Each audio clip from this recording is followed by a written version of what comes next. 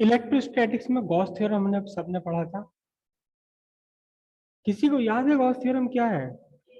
जैसा हमने Gauss theorem पढ़ा था इलेक्ट्रोस्टैटिक्स में, यहां भी एक थ्योरम है। इलेक्ट्रोस्टैटिक्स में गॉस थ्योरम था net flux linked with a close surface. यहां भी है, लेकिन यहां क्लोज्ड सरफेस न होकर एक लूप है। क्लोज है ये भी, लेकिन यहां सरफेस नहीं है, बल्कि क्या है, लूप है। वहां हमने कहा था उस सरफेस को गॉसियन सरफेस। यहां हम उस लूप का स्पेशल नाम देते हैं एम्पीरियन लूप। Amperian loop. और ऑलमोस्ट वैसा का वैसे ही है। ऑलमोस्ट वैसा का वैसे ही है।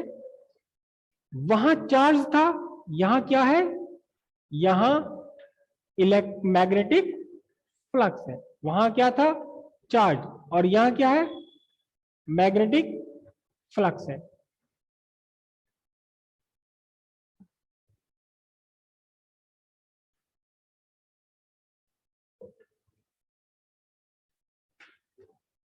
अब मैग्नेटिक फ्लक्स हम पहले पढ़े क्या? हालांकि ये इलेक्ट्रोमैग्नेटिक इंडक्शन में ये बात आएगी, मैग्नेटिक फ्लक्स जो टर्म है वो इलेक्ट्रोमैग्नेटिक इंडक्शन में आएगी। लेकिन क्योंकि इलेक्ट्रिक फ्लक्स आपने पढ़ा हुआ है, इलेक्ट्रिक फ्लक्स क्या था, याद है किसी को इलेक्ट्रिक फ्लक्स क्या था? Number of electric field lines passing perpendicularly to a surface. ये इलेक्ट्रिक फ्लक्स था। तो सीधा मैग्नेटिक फ्लक्स क्या होगा? मैग्नेटिक फ्लक्स क्या होगा? Magnetic field lines passing perpendicularly through a surface, magnetic flux हो गया। ठीक है। गॉस थ्योरम में क्या था? Total magnetic flux linked with a close surface. यहां टोटल, सॉरी उल्टा बोल गया मैं, इलेक्ट्रोस्टैटिक में था टोटल या net electric flux linked with a close surface. यहां क्या बनेगा?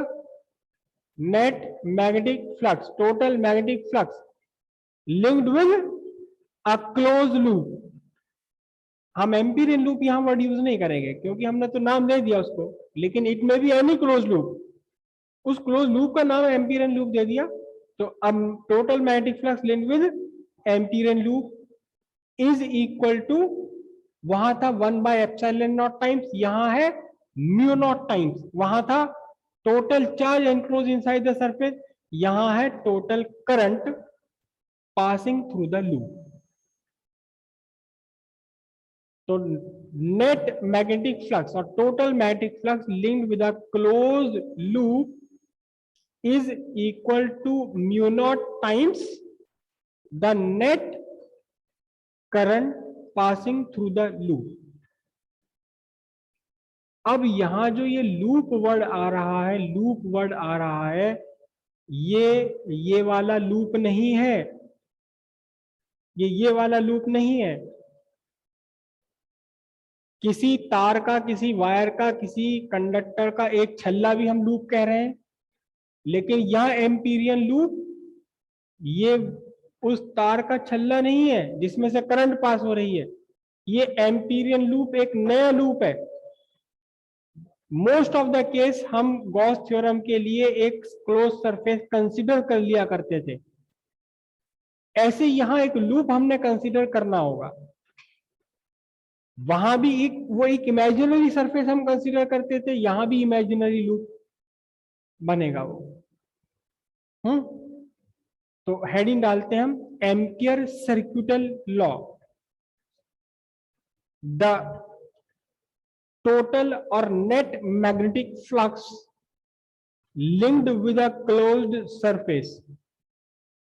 अच्छा बताइए, वहां गॉस थ्योरम में टोटल मैग्नेटिक फ्लक्स कैसे फाइंड किया था? कैसे फाइंड किया था? Integration of electric field over closed surface. तो बिल्कुल यहां भी हम क्या करेंगे, इलेक्ट सॉरी क्या, मैग्नेटिक फील्ड। अच्छा एक बात और याद कीजिए कि गॉस थ्योरम में एक वर्ड हमने यूज किया था, सरफेस इंटीग्रल। क्योंकि सरफेस के ऊपर इंटीग्रेट कर रहे हैं। यहां सरफेस नहीं है, लाइन है, लूप है, तो क्या बोलेंगे इसे हम? Line integral. लाइन इंटीग्रल किसका इंटीग्रल करना है? मैग्नेटिक फील्ड का। कहां तक करना है? कहां करना है? Over the closed loop. ठीक, तो लिखते हैं क्या? Given by line integral of magnetic field, line integral of magnetic field over the closed loop in free space is equal to mu naught times the total current passing, trending है। इस passing word की बजाय दो word और हैं जो trend में है एग्जाम्स में, तो उन वर्ड्स को भी लिख लेते हैं हम। पहला वर्ड ब्रैकेट में लिख लीजिए, पहला वर्ड है थ्रेडिंग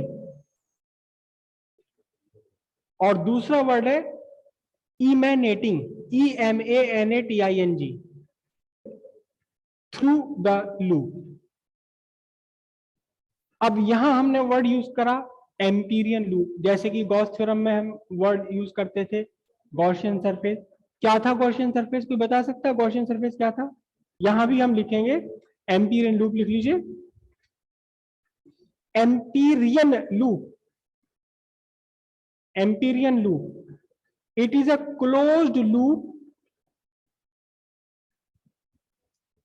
इर्रेगुलर और symmetrical, such that the total current under consideration pass through this loop। ये आपके करंट कैरिंग कंडक्टर हैं, इसमें करंट पास हो रही है I1, I2, I3, I4 और ये एम्पीरियन लूप जो इन सारे करंट कैरिंग कंडक्टर्स को अपने अंदर एनक्लोज कर रहा है। लाइन है ये सरफेस नहीं है, सिर्फ एक लाइन है, क्लोज है लेकिन। तो यहां से टोटल करंट कितनी बनती है आपकी, बताना। टोटल करंट आपकी जो बनती है वो बननी है I1 plus I2 minus I3 plus I4। और अब आप क्या कहेंगे, कैसे लिखेंगे? Line integral of electric field over the closed loop is mu not times the total current passing through this Amperian loop. ये आपका क्या है? मैथमेटिकल एक्सप्रेशन है एम्पियर सर्क्यूटल लॉ का।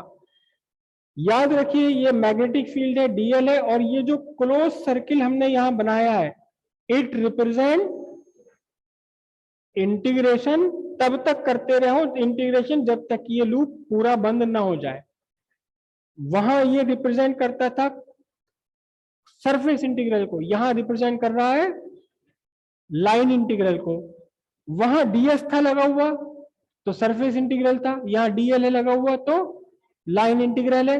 और सर्किल ये छोटा सा रिप्रेजेंट करता है क्लोज के लिए। अगर सरफेस है तो सरफेस को क्लोज करने तक इंटीग्रेट करते रहो, और अगर लाइन है तो लाइन को क्लोज करने तक इंटीग्रेट करते रहो। लिखिए इसे।